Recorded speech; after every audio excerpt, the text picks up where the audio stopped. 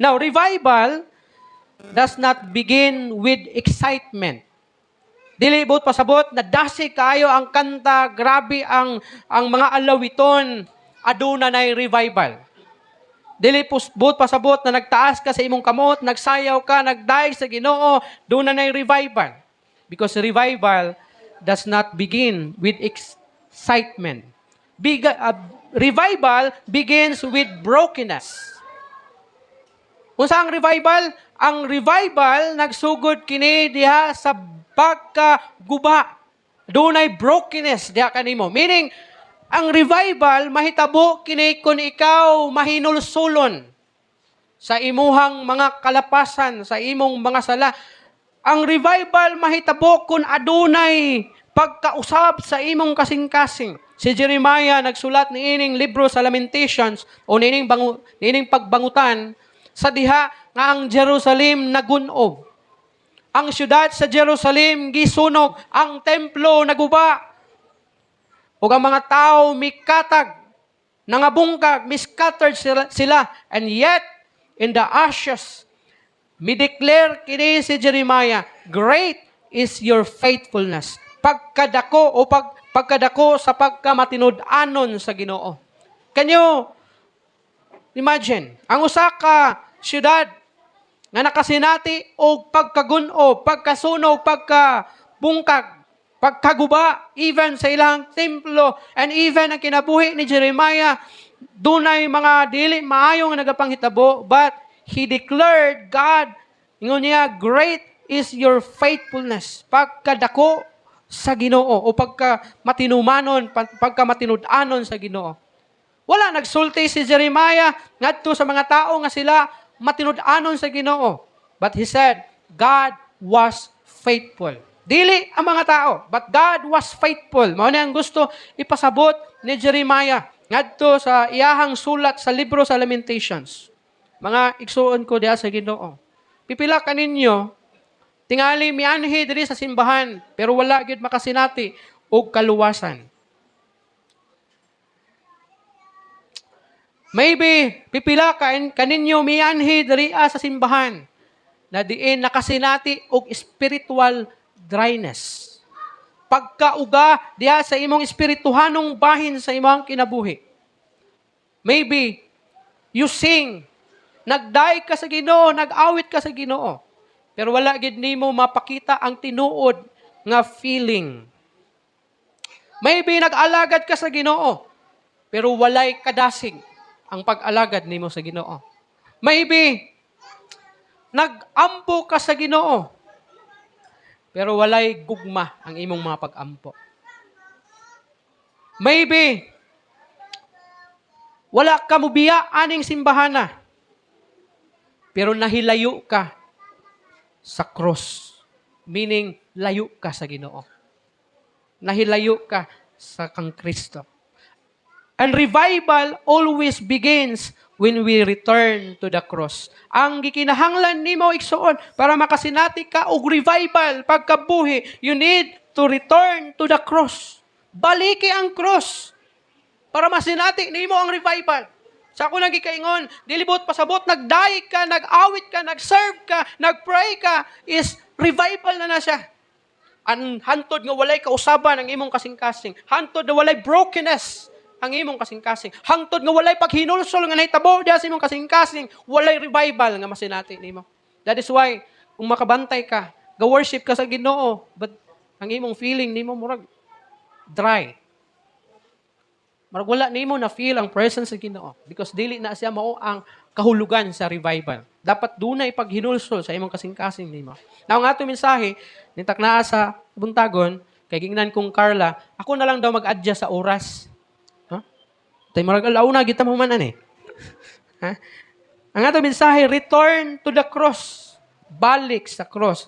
Balik kang Ginoong Hesukristo. First, remember what Christ has done. Hinomdumi igsuon kung unsa ang gibuhat ni Hesukristo. Remember, mercy is not a feeling. Ang kaluoy dili kini siya usa ka pagbati lamang, apan kini siya mercy is a person. Usa ka tawo, Isaiah chapter 53 verse 5 unsay giingon, he was wounded for our transgression. Siya gisakit. Siya nasamaran tungod sa atong mga sala. This is not a poetry. That is substitution. On the cross, diha sa cross, He took our sin. Gikuha niya ang imong mga sala, diha ibabaw sa cross. Gikuha niya diha kanimo ang kaulawan na supposed to be ana ka sa makauulaw nga kahimtang. He took your judgment. Na kung nabuot pa sa buot, ikaw dapat ang hukman. Apan siya ang gihukman, pinaagi sa kamatayon, diya ibabaw sa cross. Imagine, diya sa usa ka korte. You are guilty sa sala. Ang ebidensya klaro kaayo. Ug ang silot kanimo kamatayon. Apan ang judge mitutok kanimo, mitan-aw kanimo. Ug mi tindog siya ug gihukas niya ang iyahang sanina sa pagka-judge. Ug minaog siya dira sa floor and miingon siya, nganha kanimo, I will take your punishment. Can you imagine? Inana ang gibuhat ni Jesucristo. Instead na ikaw ang mamatay, pero siya ang namatay physically para ikaw mabuhi. That is the real gospel. Mao kana ang tinuod na ebanghelyo. Mao kana ang tinuod na kahulugan sa ebanghelyo. Nga dili ka angayan, angay ka dapat mamatay, pero gikuha ni Jesucristo ang punishment na angay unta kanimo para siya mamatay. You do not outgrow the gospel. Remember that. Dili gayud nimo malabwan o pagapulihan ang gospel. Dili mahimo nga doon na kay himuon nga mas labaw pa sa gospel o sa ebanghelyo.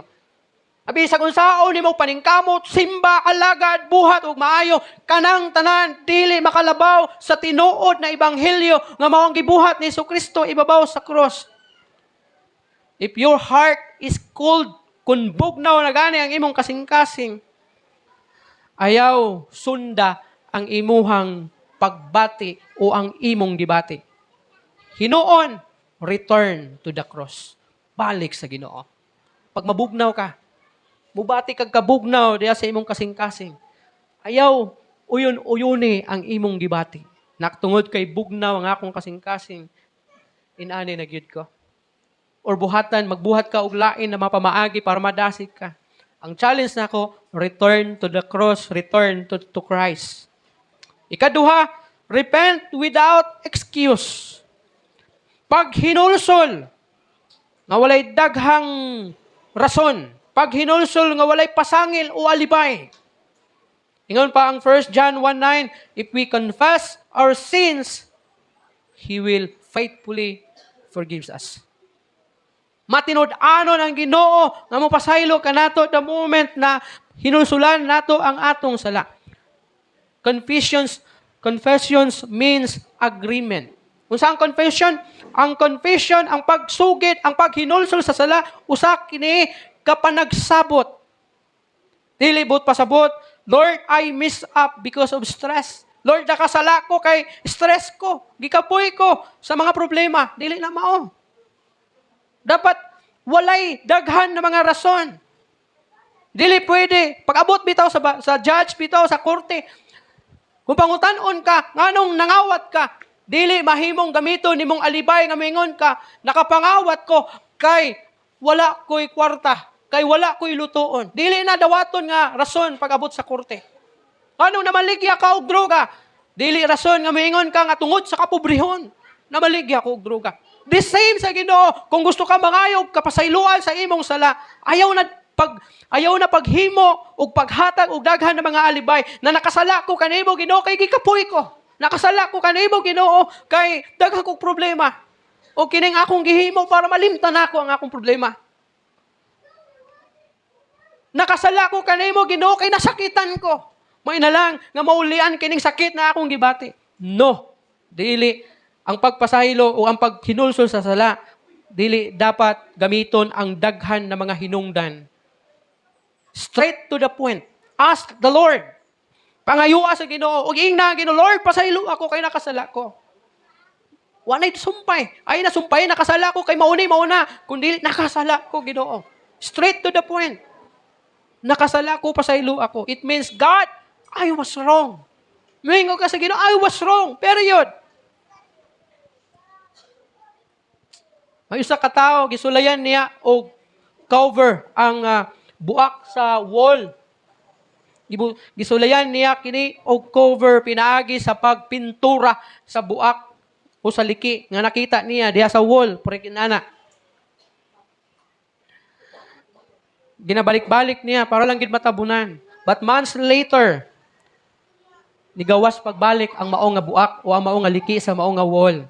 And this time, kini nga buak nidako na siya og maayo. Why? Ngano man? Ngano kaha?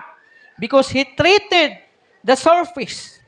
Iyahang gipinturahan lamang. Pero wala gyud niya tarunga ang pundasyon. Unsay buhaton nimo pagliki ang usa ka wall? Kubaon nimo ug tukuron nimo pag-usab ang mao nga wall.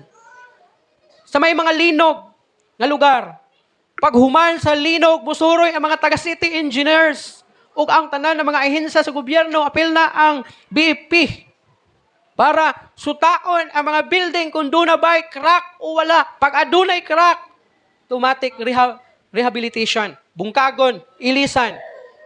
Dili papuyan, dili pa sudlag tao kay basig maguba. Igsoon, ang atong mga tinago na mga cracks sa ato ang kinabuhi. Ha? Dili pwede nga kini siya tabunan. Some believers, adunay pipila ka mga magtotoo nga ginapint over lang nila ang ilang sala. Ginatabunan ang ilang sala by attending church activity. Ang uban nagtuo nga pag musimba ko, kalimtan sa Ginoo nga akong sala. Pag muapil ko, mo-join ko sa mga church activities, kalimtan sa Ginoo nga akong sala. Dili malimot ang Ginoo sa imong sala, igsuon. Ang gikinahanglan nimo igsuon, paghinulsol sa sala. Dili ang pagtabon sa sala. Ang sala sa imong anak nga imong pagatabunan. Mahitabo, makahimo kaniya nga rebellious o spoiled. Spoiled. No? Oh. Makahimo kanyang rebellious o spoiled na bata kung kanunay nimong dipinsahan ang iyang sala. Ang imong mga cracks sa imong kinabuhi, which is imong mga sala, nga supposed to be imong hinulsulan o pangayuwag pasaylo sa Ginoo, but ang imong gihimo, imo kining gitabunan pinaagi sa pagsimba, pinaagi sa pagbasa sa Bible, pag-worship sa Ginoo, pag-apil og mga activities simbahan, mga fellowship, mga prayer meeting, uban pa ng mga kalihukan, kay nagtuo ka nga kalimtan sa Ginoo ang imong sala nga gihimo. Igsuon, ang gikinahanglan sa Ginoo kanimo repentance. Hinulsuli igsuon. Kay bisag muapil ka og mga aktibidades, samas kung gingon ganina, bation nimo ang spiritual dryness. Ga-worship ka sa Ginoo, pero patay ang imuhang pagbati. Luya. Muna ang hinungdan, kay giprotektahan nimo ang imuhang tinago na sala. Revival will never come where sin is protected. Walay revival mahitabo. Hangtod nga protektado nimo ang imong sala. Bisag unsa pa man ang imong itawag ni ana, repent quickly. Hinulsuli, ayaw na paglangan. And receive cleansing fully. Dawata ang pagputli sa Ginoo kanimo. Ikatulo, recommit your life completely. Unsa daw? Unsa may pasabot sa recommit? Itugyan pag-usab, hingpit nga itugyan nimo pag-usab ang imong kinabuhi diha sa Ginoo. In Romans 12:1 nag-ingon, present your bodies as a living sacrifice. Gihagit ta sa Ginoo nga atong itugyan sa Ginoo ang atong lawas, ingon nga buhing halad. Remember, salvation is free. Wala ni say bayad. Ang kaluwasan walay bayad. But surrender cost everything. Wala say bayad. Apan ang pag-surrender o pagtugyan sa Ginoo sa kaugalingon, dapat ihatag nimo ang tanan. Itugyan nimo ang tanan. Apil na itong mga gusto nimo, mga hilig nimo, nga dili makapahimaya sa Ginoo, itugyan nimo sa Ginoo. Bisa pag imo na itong gilumluman kay gihigugma nimo to siya nga sala. Pero kahibalo ka nga dili malipay ang Ginoo, itugyan nimo sa Ginoo because salvation cost everything diha kanimo. Although salvation is free. Hinumduman nato, we are saved by grace alone. Grasya sa Ginoo nga naangkon nato ang kaluwasan. But the real, ang tinuod na kaluwasan, magahatag ug magaproduce kini og tinuod nga transformation sa imong kinabuhi, kabag-uhan sa imong kinabuhi. Kung walay kabag-uhan sa imong kinabuhi, asa ang kaluwasan nga imong naangkon? Kung walay kausaban ang imong kinabuhi, asa man ang salvation nimo? Tungod ba kay niingon ang Bible nga pakit ako sa imong pagtuo, nga walay buhat ug pakiton ta ka sa akong buhat nga adunay pagtuo, sugidlan ko kamo ang kahulugan ni ana lahi. Ang gisulti ni James, wala siya nagtudlo ug naghisgot, may tungod sa kaluwasan. Ingon si Paul, pinaagi sa grasya kamo naluwas tungod sa inyong pagtuo. But pasabot na angkon nato ang kaluwasan tungod sa atong pagtuo sa Ginoo. Ug niingon si James, pakita ako sa imong pagtuo nga walay buhat ug pakiton ta ka sa akong buhat nga adunay pagtuo, kay ang pagtuo nga walay buhat patay. Unsa ang namatay diha kanimo? Ang kaluwasan o ang pagtuo? Ang imong pagtuo, dili ang kaluwasan. Muna kung walay bunga ang imong kaluwasan, posible patay itong imong pagtuo. Nga gisgutan ni Paul sa Ephesians chapter 2 verse 8. Patay nga klase nga pagtuo. Ug dili gusto ang Ginoo ni ana. Ug mahimong patay ang imong pagtuo kung wala kini naga-produce og tinuod na kausaban sa imong kinabuhi. Sa diha nga si Paul na-encounter niya si Jesucristo sa iyang kinabuhi dito sa dalan sa Damascus, samtang nagpaingon siya aron sa paglutos sa mga Kristohanon dito sa Damascus. Nailhan niya ang Ginoo. Gibag-o siya sa Ginoo. Gibautismuhan siya. Ug human siya bautismuhi, nagwali siya sa kadalanan ug unya nahimong tent maker. Dili tig buhat og tent, kun dili tig tanom og mga kasimbahanan, tig sangyaw sa mayong balita ngadto sa nagkalaing lugar sa Asia Minor. Og tungod ni ana, siya ang pinakadaghan og epistil nga nasulat from the book of Romans to the book of Titus or Philemon. Iyahan na tanan nga sulat. Some of these books gisulat niya while nga naa siya dito sa prisuhan. Karon, kung walay kausaban, walay transformation sa kaluwasan nga naangkon ni Paul, nibalik unta siya sa iyang pagkamanglulutos. Nibalik unta siya sa paglutos sa mga Kristohanon. Pero sa'yo nahita po, human siya gibag-o sa Ginoo, human nga nausab ang iyang kinabuhi, siya na ang ginalutos. Maubitaw nga ang kamatayon ni Pablo, usa ka kanang brutal nga kamatayon ang iyang nasinati. Ano man, giputlan man sa siyang ulo sa ngalan sa iyahang pagka-minsahero sa Ebanghelyo. Maunay tinuod na kausaban. If there is no desire for holiness, kanimo igsuon. Kung wala ka na'y tinguha nga magbalaan sa imong kinabuhi, kung wala na'y conviction kanimo nga kanang imong sala, usa ka sala nga dili makalipay sa Ginoo. Kung wala na'y kauhaw diha kanimo o kagutom diha kanimo sa pulong sa Ginoo, you must examine your heart. Because there is something wrong diha kanimo kung wala ka na'y desire na magkinabuhi nga balaan at ubangan sa Ginoo. Ingon ang Bible, be holy because I am holy. Pagbalaan kay ako balaan man. Kung walay na'y pagbalaan diha sa imong kinabuhi ug wala na'y conviction na nakasala ka batok sa Ginoo, kana bitong usual na lang sa imo ha. Murag normal na lang sa imo ang makasala. Ug wala na'y kauhaw o kagutom nga imong bation sa pulong sa Ginoo, igsuon, examine your heart. You must examine your heart. Kinahanglan nga imong susihon ang imong kasing-kasing because there is something wrong diha sa imuhang kinabuhi nga kinahanglan nimong isurrender sa Ginoo. Timan ikini, a marriage cannot survive on a wedding ceremony. Kung mutan-aw ka og mga salida para ma-revive ang ilang kaminyoon, ang ilahang gugma sa usag-usa, tan-aw nila to ilang memory during sa ilang wedding. Tan-aw to ilang kasal, mga pictures, videos. But actually, a marriage cannot survive on a wedding ceremony. It requires daily commitment. Kung wala kay commitment sa imong kaminyoon, dili makasurvive ang maong kaminyoon. The same sa ato ang kaluwasan. You cannot live off the memory of the day you got saved. Katong bisa pag hinumduman nimo tong panahon kung kanusa ka naluwas. Bisan pag nahibaluan nimo unsa tong tuiga, unsa tong bulana, unsa tong adlaw, unsa tong orasa ka naluwas, kanusa ka gibautismuhan. Bisan pag hinumduman nimo tong mga panahon na to, dili to makatabang kanimo aron ikaw mahimong makalahutay sa pag-alagad sa Ginoo. You must walk daily with Christ. Kinahanglan nimong maglakaw diha kang Kristo sa tanang adlaw sa imong kinabuhi. Upat o katapusan, come home.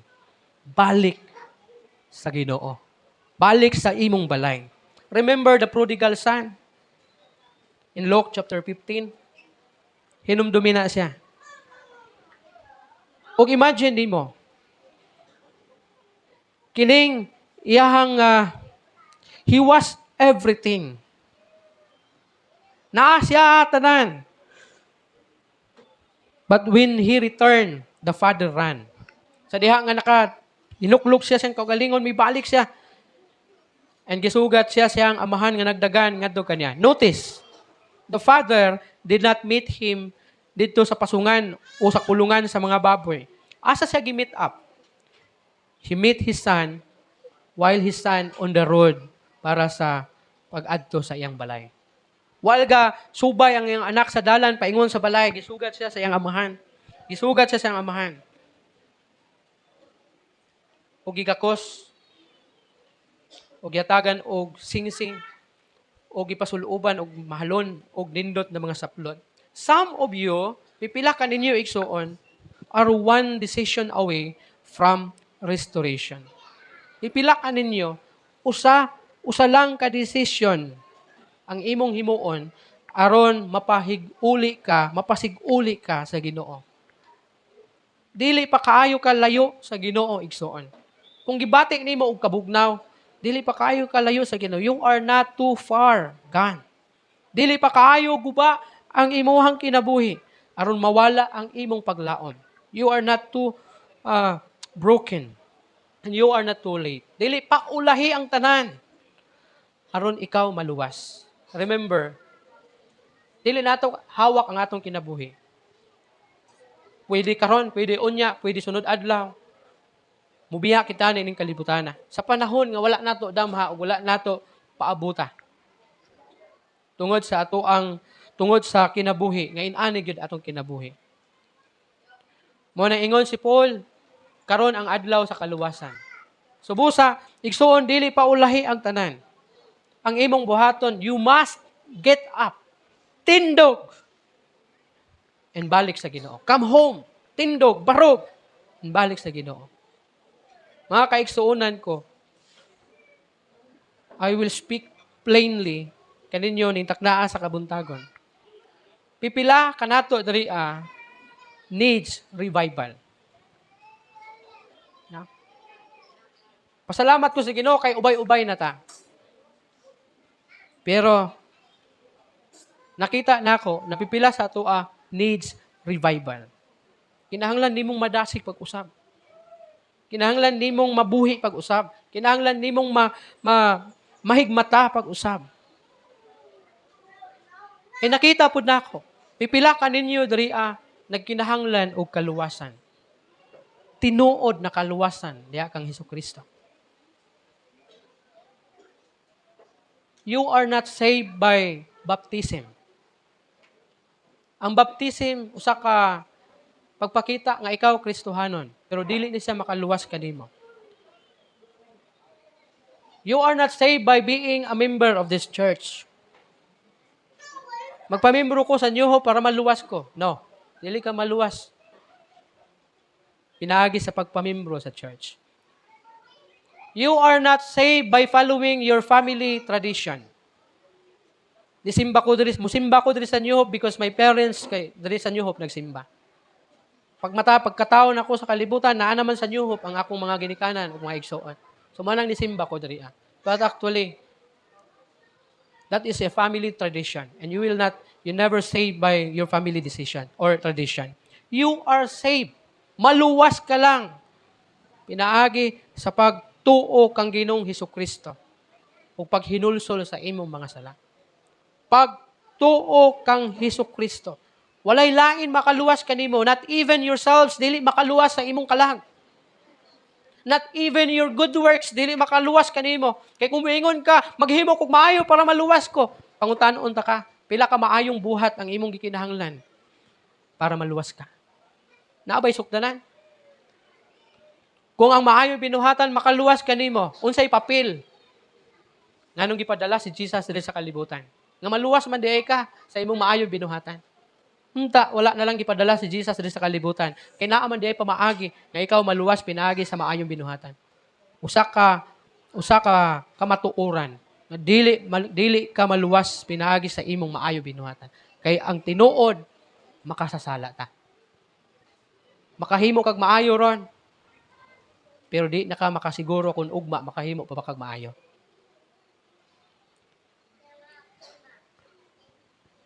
Kinahanglan nimo ang repentance o pagtuo kang Hesukristo. You are not saved by being a member of the church. Magsimba ko para maluwas ko. Dili ka maluwas, igsoon. Only the Lord Jesus Christ can save you. Now, ang challenge na ako kaninyo, if you have never trusted Him, kung wala pa ka mutuo kang Ginoong Hesukristo sa imong kinabuhi, today is your day na mutuo ka kang Ginoong Hesukristo diha sa imong kinabuhi. If you are saved, kung luwas ka na, igsuon. Pero bugnaw, cold ang imuhang espirituhanong bahin. Bugnaw ka diha sa Ginoo. Today is your return. Balik sa Ginoo. Balik sa cross. Giyangyo na ako ang tanan sa pagduko sa inyong ulo. Ask the Holy Spirit to search your hearts. Pangayua sa Ginoo. Pangayua sa balaang espiritu nga susihon ang imong kasing-kasing. Kung nahibalo ka nga layo ka sa cross, layo ka sa Ginoo. Kung nahibalo ka nga nagkinahanglan ka og repentance. Kung kahibalo ka nga kinahanglan nimong mubalik sa cross, igsoon, tindog, barog, kung gikinahanglan nimo.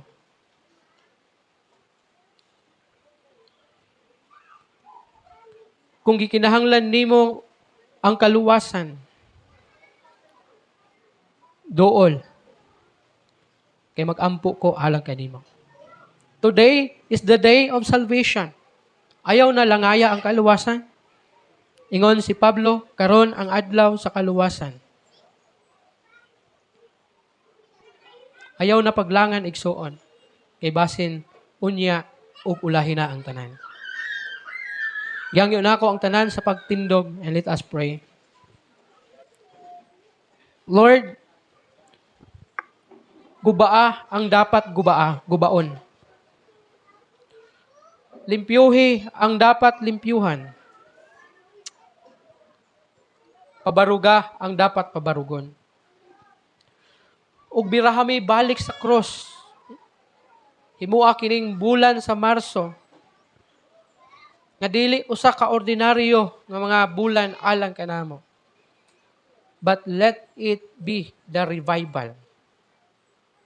Nga unta, karon na bulan, ma-revive kami Ginoo, mahigmata, madasig, mapukaw ang among espirituhanong bahin sa among kinabuhi ug mahimong init pagbalik among pag-alagad diha kanimo.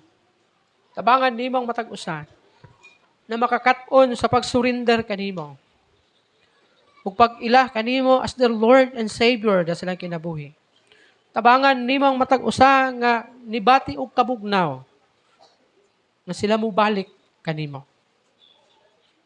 Na ila ikaw nga tagaan og panahon na trabahoon ang ilang kinabuhi aron mahimong masinati nila ang tinuod nga revival diha sa nagmabugnawon nila nga espirituhanong kinabuhi. Ako ang ginapray usab Ginoo, napadayon ka na magalig-on sa pagtuo sa imong katawhan ug magaamping sa mga kinabuhi ug magadasig samtang nagaalagad kanimo. Sa amo ang buluhaton karon imong padayon nga panalanginan. Ako ang ginasalig o ginatugyan kanimong tanan. In Jesus' name I pray. Amen.